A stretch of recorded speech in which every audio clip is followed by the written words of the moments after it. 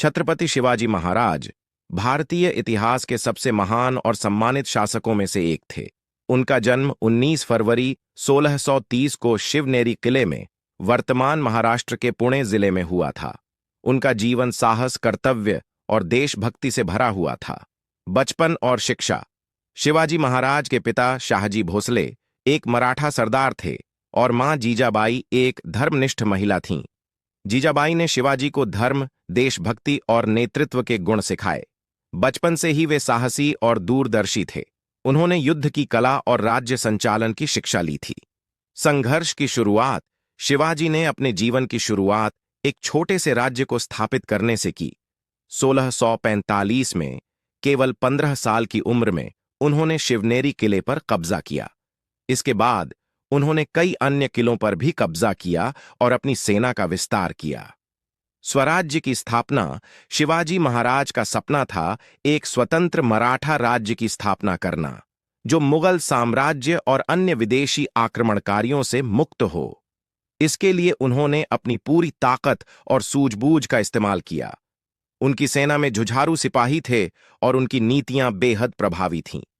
शिवाजी ने 1674 में रायगढ़ किले में आत्मीयता और गरिमा के साथ छत्रपति के रूप में राजगद्दी की शपथ ली। यह दिन मराठा साम्राज्य की ऐतिहासिक धारा का एक महत्वपूर्ण मोड़ था। मुगलों के खिलाफ संघर्ष। शिवाजी का सबसे बड़ा दुश्मन उस समय का सबसे शक्तिशाली साम्राज्य मुगलों का था।